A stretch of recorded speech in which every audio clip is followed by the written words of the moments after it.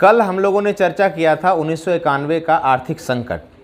आर्थिक संकट का जो कारण था, क्या है, ठीक है, आर्थिक संकट का जो कारण था उसको हमने दो भागों में बांटा था। एक था आंतरिक कारण, जिसमें भारत की तमाम गतिविधियां को हमने देखा, हमारे शासक के द्वारा क्या क्या नीति लाया गया, कुछ फेल्यूर रहा, कुछ पॉजिटिव रहा।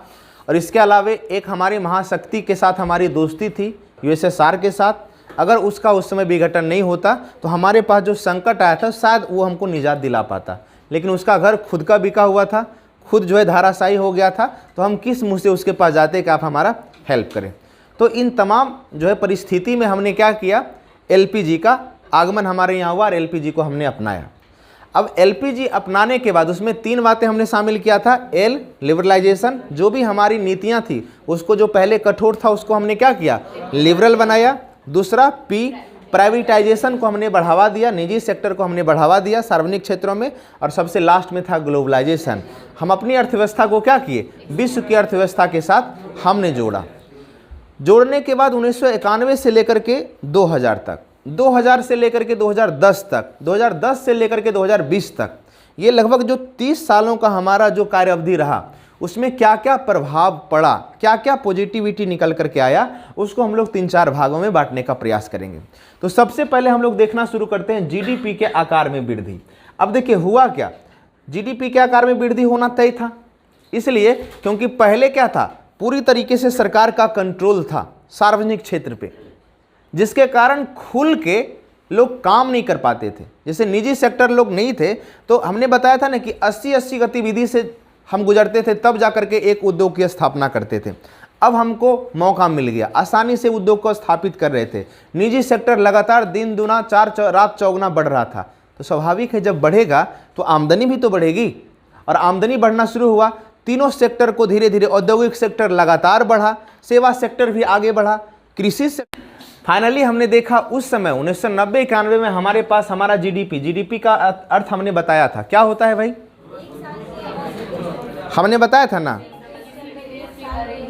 जीडीपी का अर्थ उस समय हम बताया एक साल के अंदर, एक वित्तीय वर्ष के अंदर, है ना, भौगोलिक सीमा जो हमारी घरेलू सीमा, जीडीपी हमने बताया था। जीडीपी क्या होता है, घरेलू सीमा के अंदर एक वित्तीय वर्ष में उत्पादन होने वाला समस्त अंतिम वस्तु एवं सेवा के मौद्रिक मूल्य को जीडीपी कहते हैं, यानी कुल मिला के हम कहें तो हमारा संपत्ति।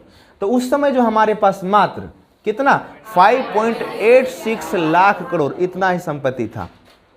लेकिन जब 1991 में हमें एलपीजी अपनाया तो आपको पता होगा कि वहाँ से ग्रोथ करते करते करते करते अभी जीडीपी के मामले में हम दुनिया का कितना स्थान, 5वां सबसे बड़ा। भाई हाल ही में जो ब्रिटेन हमको 200 साल तक गुलाम बना के रखा था, जीडीपी के मामले में हमने उसको क्या किया, पीछे कर दिया। और वर्तमान में हमारा जीडीपी का आकार कितना है, 3.46 ट्रिलियन यूएस डॉलर। तो ये पॉजिटिविटी तब आया, ये तब संभव हुआ जब हमने क्या किया, एलपीजी को अपनाया था। क्रय शक्ति समता, क्रय शक्ति समता मतलब समझिए, जैसे आपके पास पैसा होगा, अभी हम लोग के पास कितना पैसा आता है, 5 से 6 हज़ार, उसमें रूम रेंट देना है। तो आप मार्केट से भी जाइएगा तो कुछ मन भी करेगा कि कुछ अच्छा खाएं, पैसा नहीं रहेगा नहीं खा पाइएगा, या कुछ अच्छा कपड़ा खरीदने का प्रयास करें, पैसा नहीं रहेगा तो नहीं खरीद पाइएगा, है ना। खेतान मार्केट भी आपको महंगा लगेगा। लेकिन जब वही पॉकेट में पैसा हो, विशेष पैसा हो, 1-2 लाख रुपया आ जाए, तो खेतान मार्केट कहेंगे, गरीबों का मार्केट में हम कहाँ जाएंगे, कहाँ जाएंगे, पीएनए मॉल जाएंगे। क्रय शक्ति क्षमता तब बढ़ता है जब आपके पास पैसा होता है। आज क्रय शक्ति क्षमता के अकॉर्डिंग भारत तीसरा स्थान रखता है पूरे दुनिया में। यूएस, चाइना के बाद भारत का तीसरा स्थान है। और किसी भी व्यक्ति का क्रय शक्ति क्षमता तब बढ़ता है जब उसके पास क्या बढ़ता है, पैसा बढ़ता है, इनकम बढ़ता है। कह सकते हैं नहीं कह सकते हैं। आर्थिक समृद्धि दर, देखिए हमने बताया था आर्थिक समृद्धि, आर्थिक विकास, याद है। आर्थिक समृद्धि क्या था, जब वृद्धि को हम लोग क्या एक मौलिक वैल्यू में मानते हैं। जैसे हमने बताया था कि आज हम कमाए 100 रुपया, कल कमाए 150 रुपया, तो हमारा जो वृद्धि कितना हुआ, 50% जो वृद्धि हुआ वही हमारा आर्थिक समृद्धि था। आर्थिक समृद्धि उस समय याद है आपको, जब आप पंचवर्षीय योजना हम पढ़ाएंगे तो देखेंगे कि हम तो लक्ष्य रखते थे कि 8% वृद्धि करेंगे, 9% वृद्धि करेंगे, लेकिन हम पहुंच पाते थे कितना, 3%, 4%। इवन कुछ को छोड़ दिया जाए, 8वां 9वां पंचवर्षीय योजना को छोड़ दिया जाए तो 5% के आसपास ही हम भटकते रहे। एक ओवरऑल हमने एवरेज निकाला था, हमारे पास आर्थिक समृद्धि 3.5% हुआ करता था। लेकिन आज हर साल अगर कोरोना को हम 2020 थोड़ा कोरोना का साइड कर दें तो ये 7 नहीं बल्कि 10% तक हमारा आर्थिक समृद्धि दर हो गया। यानी किस गति से हम बढ़ रहे हैं। बिहार की चर्चा करें तो बिहार का तो पिछले 3-4 साल से भारत से भी ज़्यादा रहा है ना। 10% से ज़्यादा आर्थिक समृद्धि दर हर बार रहा है, ठीक है। तो ये पॉसिबल कैसे हो पाया? ये पॉसिबल तब हो पाया जब हमने अपने नई तरीके से सुधार किया, जो हम एलपीजी को देख सकते हैं, एलपीजी के रूप में देख सकते हैं। देखिए हम बताए थे एक per capita income. Per capita income क्या होता है? जितना जीडीपी है उसमें जितना जनसंख्या उससे भागा दे देंगे। पहले हमारे पास जीडीपी कम था कि नहीं? और जनसंख्या तो पहले भी ज़्यादा था, आज भी ज़्यादा है। लेकिन होता क्या है कि पहले जीडीपी कम था, जनसंख्या ज़्यादा था। हालांकि आज भी जीडीपी कम है, जनसंख्या ज़्यादा है, लेकिन पहले की अपेक्षा क्या है? बेहतर है। पहले मान लिया हमारे पास कितना, समझ लीजिए 1991 में लगभग हमारे पास जो जनसंख्या था वो लगभग 80 से 90 करोड़ के आसपास था, और जीडीपी कितना था? इतना ही मात्र। आज हमारे पास क्या है? आज हमारे पास 121 करोड़। अगर 2011 की डाटा की बात करें जनगणना का 121, या वर्तमान देखें तो लगभग 145-46, लगभग 1.5 अरब कह सकते हैं। 1.5 अरब के आसपास हमारी जनसंख्या है, और जीडीपी भी तो हमारे पास है इतना। पर कैपिटा इनकम यानी कि पर कैपिटा इनकम क्या होता है? पीसीआई टोटल जीडीपी, राष्ट्रीय आय, जीडीपी बटे क्या? टोटल जनसंख्या। इस मामले में हमारे यहाँ 25 गुना वृद्धि देखा गया। 25 गुना वृद्धि देखा गया। ये पॉजिटिविटी था, एलपीजी का सकारात्मक प्रभाव जीडीपी के आकार में। हम लोग मेनली रूप से चर्चा कर रहे थे औद्योगिक क्षेत्र का। औद्योगिक क्षेत्र सबसे ज़्यादा नेगेटिविटी जो था वो औद्योगिक क्षेत्र में ही था। जितना भी हमने औद्योगिक नीति देखा, सब नीति के द्वारा क्या किया गया? कंट्रोल करने का प्रयास किया गया, सरकार के द्वारा किया गया कि नहीं? सब संपत्ति हमारा, सब बिजनेस हमारा, सब उद्योग हमारा, किसका? सरकार का। बिना हमारे मतलब सरकार के बिना आदेश का, बिना इसके अनुमति का कोई निजी सेक्टर कुछ विशेष नहीं कर सकता है कि नहीं? तो ऐसे में क्या हुआ? हम बहुत ज़्यादा औद्योगिक क्षेत्र हमारा फल फूल नहीं पाया। लेकिन धीरे धीरे जैसे जैसे हमने क्या किया, एलपीजी ये तीनों को अपनाया, तो हमारा औद्योगिक क्षेत्र भी आगे बढ़ा। 5 को अगर छोड़ करके देखा जाए, पहले क्या होता था? हमने क्या बताया था? एक उद्योग स्थापित करने के लिए, लाइसेंस लेने के लिए हमको 80 प्रक्रिया से गुजरना होता था। जितना औद्योगिक क्षेत्र था 5 को छोड़ करके बाकी सब में जो लाइसेंस होता था, लाइसेंस प्रक्रिया हम समाप्त कर दिए। बोले कि नहीं? अब 5 कौन? तो कुछ महत्वपूर्ण जैसे अल्कोहल से संबंधित हो गया, परमाणु से संबंधित हो गया, ये सब कुछ ऐसा अल्कोहल से संबंधित। आज भी अगर आप फैक्ट्री खोलना शुरू की मतलब शराब से, तो आपको लाइसेंस लेना पड़ेगा। जैसे बिहार में तो बंद है, लेकिन और जहाँ दुकान वगैरह खोलिएगा तो आपको पता है ना, लाइसेंस लेना पड़ता है। बाकी सब में हम लाइसेंस फ्री कर दिया। अब बताइए, जहाँ 80 गतिविधि से गुजरना होता था उद्योग स्थापित करने के लिए, और आज सिर्फ 5 को छोड़ के सब फ्री है, तो स्वाभाविक है औद्योगिक क्षेत्र हमारा डेवलप होगा कि नहीं होगा? और हुआ भी है ना। अगर हम सरकार संरक्षित मतलब कुछ ऐसा उद्योग होता है जो पूरी तरीके से सरकार का संरक्षण में हो, उसमें 1% भी हम निजी सेक्टर में नहीं बेचेंगे, ठीक है। तो ऐसे उस समय कितना था? 17-18 के आसपास था, फिर घटा के 3 किया गया, अब मात्र 2 है। 2 कौन कौन? एक इंडियन रेलवे, एक कौन है? रेलवे, और दूसरा परमाणु उद्योग, जिससे एटम बम वगैरह ये सब जो बनता है। ये 2 उद्योग आज भी पूरी तरीके से किसके पास है? सरकार के पास। बाकी जितना उद्योग है सब सरकार क्या किया? निजी सेक्टर को, उसमें निजी सेक्टर को बढ़ावा दे दिया। किसी में 10%, किसी में 20%, किसी में हमने क्या बताया था? सरकार का स्वामित्व रहेगा तो कम से कम 51% शेयर किसका होना चाहिए? सरकार का। 51% से जैसे शेयर गिरेगा, सरकार का स्वामित्व उससे क्या हो जाएगा? समाप्त हो जाएगा। रेलवे और परमाणु उद्योग ये दोनों एकमात्र उद्योग है, 2 है मात्र हमारे पास अभी, जिस पे सरकार का संरक्षण है। अब बताइए, एक समय था कि सब पर सरकार का संरक्षण था, आज कितना है? मात्र 2 है।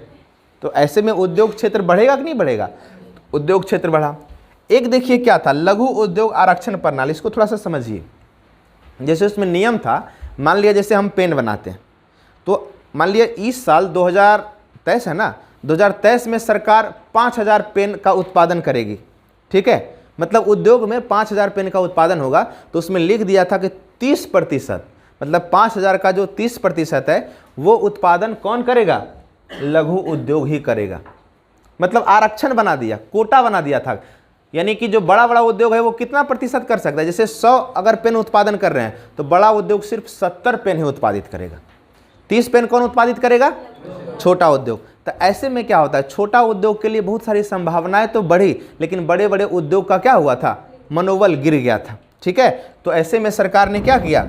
इस प्रणाली को समाप्त कर दिया। बोला नहीं, जो जितना बना सकता है, ठीक है, अगर बड़ा उद्योग बना सकता है तो बड़ा उद्योग को लिमिटेशन में नहीं रखा जाएगा, उसको भी हम लोग क्या करेंगे? बढ़ाने का प्रयास करेंगे। नेक्स्ट देखिए क्या था, सार्वजनिक उपक्रम जितना था, इन तमाम के अलावे जितने सरकार का उद्योग था, जितना उद्योग, सबको क्या किया? मर्ज कर दिया। बोला जितना सरकार का उद्योग है सबको मर्ज कर दो, और मर्ज करके उसको 3 भाग में बांटा गया। कौन कौन? जो हम लोग अगला क्लास में या आज हम लोग शुरुआत करेंगे। मिनी रत्न, मतलब देखिए हुआ क्या, मिनी रत्न, नवरत्न, महारत्न, जो उस समय सबसे ज़्यादा नुकसान में जा रहा था, मतलब सबसे कमज़ोर इकाई था, औद्योगिक क्षेत्र था, उसको हमने मिनी रत्न में रखा। जो थोड़ा बहुत अच्छा कर रहा था, मतलब लगातार उन्नति कर रहा था, लाभ कमा रहा था, उसको हमने क्या किया? नवरत्न में रखा। और जो सबसे बढ़िया परफॉर्मेंस दे रहा था उसको हमने क्या किया? महारत्न में रखा। तो टोटल जो सार्वजनिक कंपनियां थी उस सबको हम क्या कर दिए? 3 भागों में बांट दी। और जब इस तरीके से लगातार हम बढ़ोतरी करते हैं तो औद्योगिक क्षेत्र का जो विकास दर था वो लगातार क्या हुआ? उछलता चला गया, बढ़ता चला गया। और वो भारत 1991 का भारत और अब के भारत में देखिए कितना अंतर है। तो औद्योगिक क्षेत्र में इस तरीके से हम लोग क्या किए? आगे बढ़े। विदेशी व्यापार में देखते हैं तो हमने बताया था कि Indira Gandhi no export no import, direct मना नहीं करती थी। बाहर से सामान आता था, आयात शुल्क बढ़ा दिया। अब जैसे बताइए, एक एग्जाम्पल बताते हैं। अमेरिका से एक आया, मान लिया पेन बन करके, तो अमेरिका में इस पेन का कीमत है 5 रुपया। समझिए इस चीज़ को, आयात शुल्क क्या होता है? 5 रुपया। और इस पेन का कीमत भारत में है 10 रुपया। तो स्वाभाविक है 5 रुपया में यहाँ, अगर भारत में है 10 रुपया, तो अगर अमेरिका वाला यहाँ बेचने के लिए आएगा तो सब लोग खरीदेगा करें। जैसे अभी मोबाइल एप्पल है, 1 लाख रुपया का मोबाइल अभी 10,000 में देना शुरू करेंगे, क्लास छोड़ के सब चल जाएंगे, जाएंगे नहीं है, 2-4 को खरीदना शुरू कर देंगे। लेकिन सरकार बोला नहीं, बोला कि हम इस पे 10 रुपया लगाएंगे आयात शुल्क। तब को टोटल कीमत कितना हो जाएगा अमेरिका वाला पेन का? 15 रुपया। 15 रुपया में कोई खरीदेगा? तो अमेरिका वाला बुड़बक है, हम यहाँ आएगा? नहीं आता था। क्यों? क्योंकि आयात शुल्क इतना बढ़ा दिया था कि जितना में यहाँ ऑलरेडी बेचा जा चुका था उससे ज़्यादा कीमत हो जाता था, तो बाहर का लोग यहाँ आता नहीं था। हमने क्या किया? आयात शुल्क को कम किया। जब आयात शुल्क को कम किया तो बाहर से यहाँ पे आना शुरू हो गया क्या?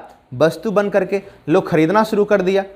अब वहाँ बाहर से यहाँ आने लगा। अब जिस वस्तु को उत्पादन में हमको खुद ज़्यादा पैसा लगता था, अब वो सस्ता हमारे पास आ रहा है, तो हम सस्ता वस्तु को ही ना खरीदेंगे।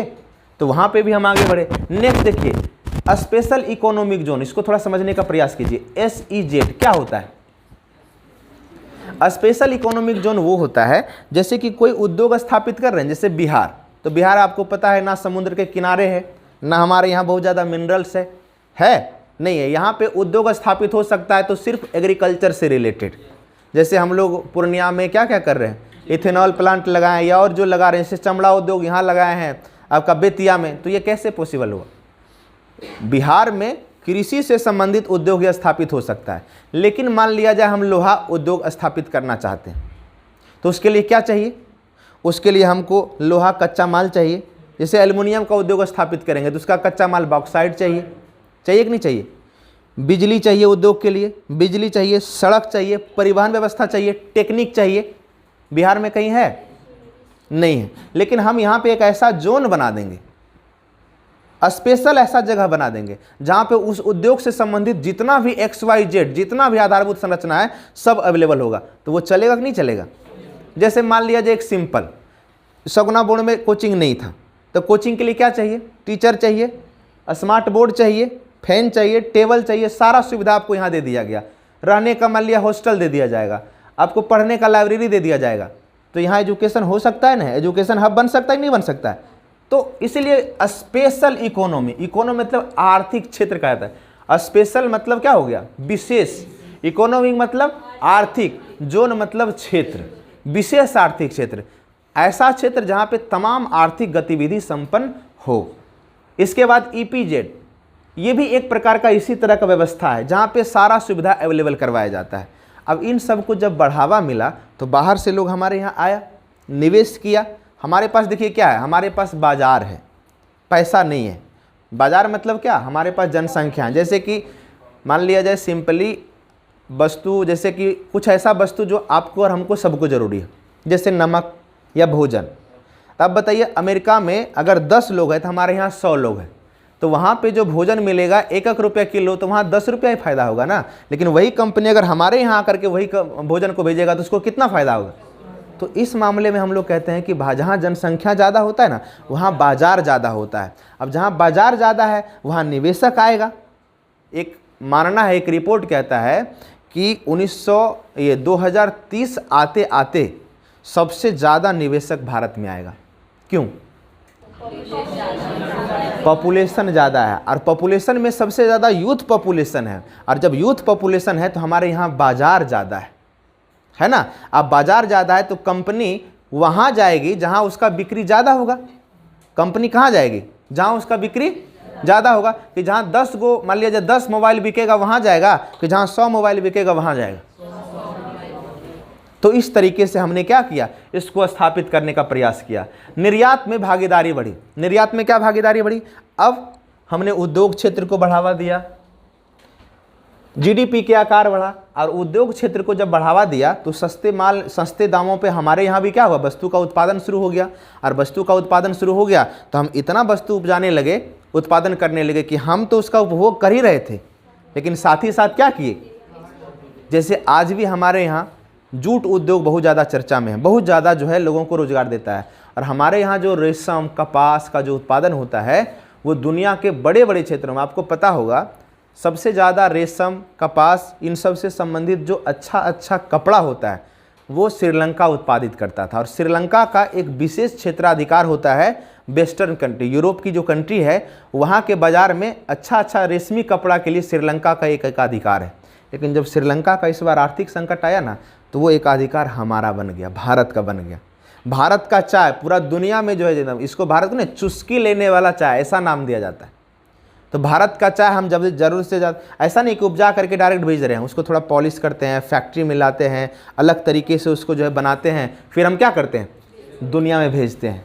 तो इस कदर हमारा क्या हुआ, निर्यात भी बढ़ता चला गया। ठीक है, लास्ट में देखिए हम लोग थोड़ा सा चर्चा करते हैं वित्तीय सुधार हम क्या किए। अब देखिए कोई कंपनी आप स्थापित कर रहे हैं, उसमें वर्कर है तो बीमा से संबंधित, जैसे आप लगातार मान लिया हम यहाँ से जुड़े, प्रेरणा से जुड़े, तो मान लिया प्रेरणा हमको एक अच्छा खासा अमाउंट पे करती है ना। तो और ये कह दिया कि आप 60 साल तक सर यहाँ जुड़े रहिए, तो 60 साल तक हम जुड़े रहेंगे, यहाँ ईमानदारी से काम कर रहे हैं, तो प्रेरणा का भी कुछ दायित्व तो बनता है। क्या बनता है? अगर मान लिया हमको कोई विशेष कोई ज़रूरत होगा तो हमको हेल्प मिलेगा, है कि नहीं। मान लिया हमारा फैमिली प्रॉब्लम होगा, हमको मान लिया कुछ विशेष पैसा की ज़रूरत होगा तो यहाँ से हेल्प मिलेगा। इसी तरीके से बीमा जुट गया, कुछ हमारा काटना नहीं कहता है, जो सब डीए तीए क्या क्या इस तरह की चीज़ें होती है। तो जैसे जैसे जहाँ सिक्योरिटी बढ़ता गया, इन सब क्षेत्रों में हम लोग आगे बढ़ते गए। बीमा क्षेत्र में सुधार करने के लिए कंपनी जो समिति बनी थी, ये पूछा भी जाता है, कौन सा समिति? मल्होत्रा समिति। नए नए बैंकों की स्थापना हुई। एक समय था जब मैं मैट्रिक पास कर रहा था, अकाउंट खुलाने के लिए 1 महीना तक जो है चक्कर लगाते थे। ये लगभग 2009, मैंने 2009 में मैट्रिक पास किया। 1 महीना तक चक्कर लगाते तब जाकर के अकाउंट खुलता था। ज़रूरी होता है ना, मैट्रिक के बाद अकाउंट ज़रूरी होता है। आज घर बैठे आप मोबाइल से एप्लीकेशन डाउनलोड कीजिए, तुरंत पूरा सब कुछ खुल के 15 मिनट में आपका अकाउंट खुल जाएगा। ये पॉसिबल कैसे हुआ? डिजिटलीकरण के कारण।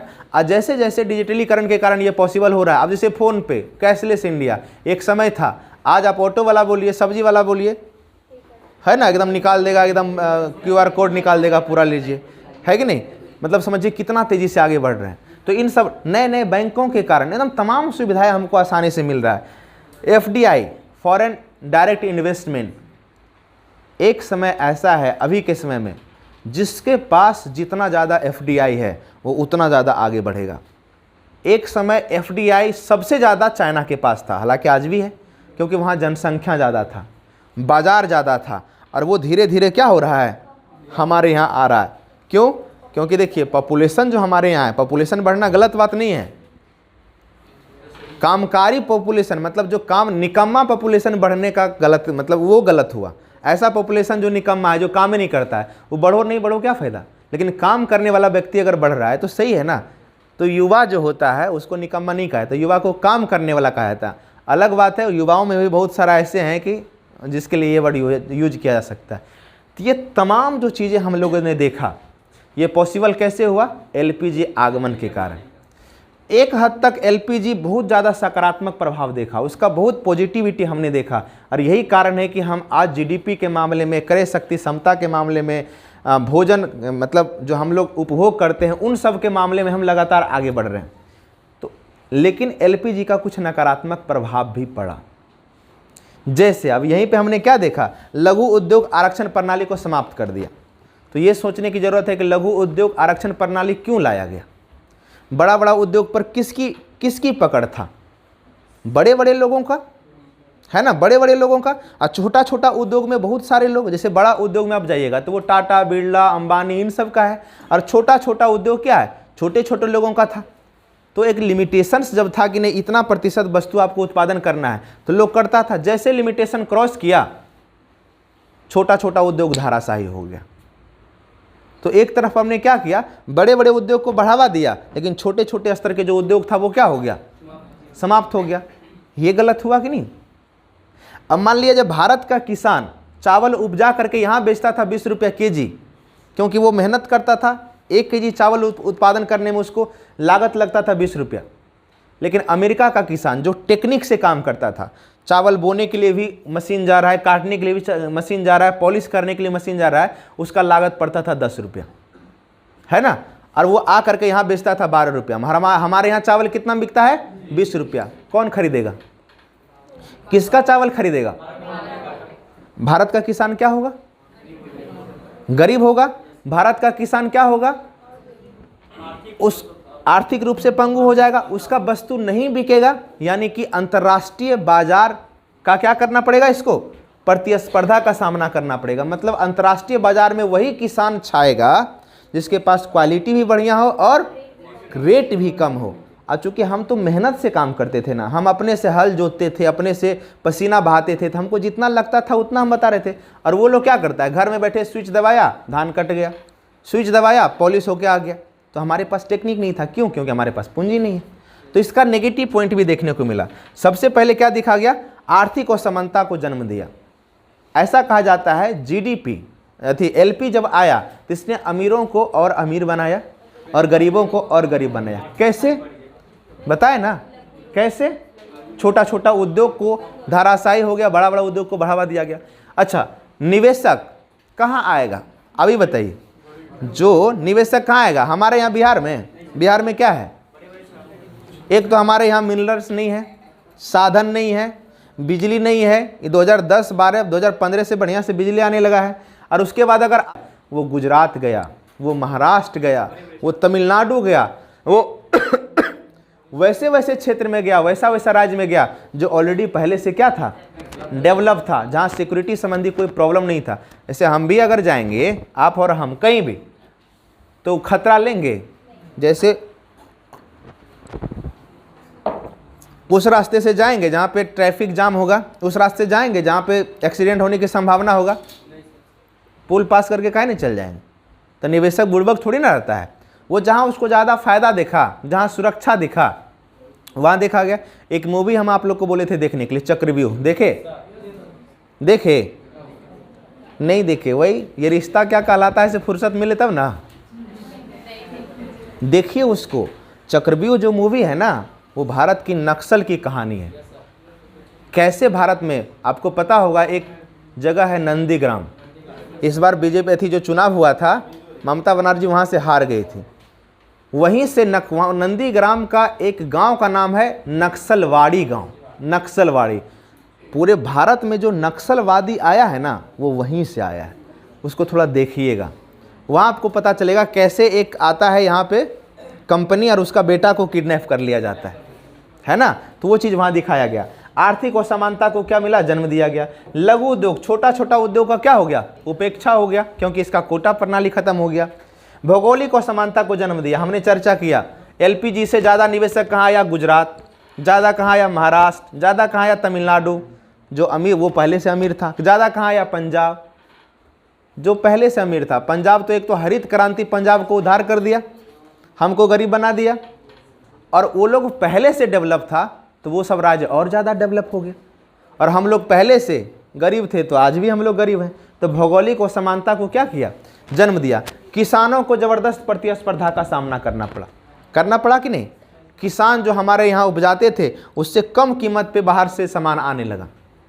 जैसे दूध 40 रुपये केजी, और ऑस्ट्रेलिया से दूध आ जाएगा 10 रुपये केजी, कौन सा खरीदिएगा? अब कैसे? क्योंकि वहाँ टेक्निक बहुत ज़्यादा है।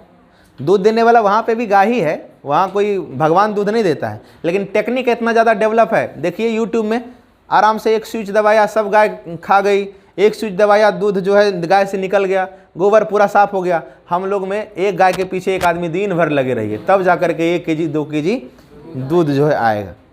तो ये तमाम चीज़ें हमने इसका देखा, पॉजिटिव भी नहीं। नकदी फसल, ये हमने उस समय भी बताया था कि वो ज़्यादा फसल पे जोर दिया गया जिसकी कीमत बाहर में, मतलब बाहर में जिसका डिमांड हुआ। जैसे बाहर वाले लोग, जैसे भारत का किसान खाद्यान्न फसल उगाता था, अब इसका चावल कौन खरीदेगा, इसका गेहूं कौन खरीदेगा, इसका क्या खरीदेगा?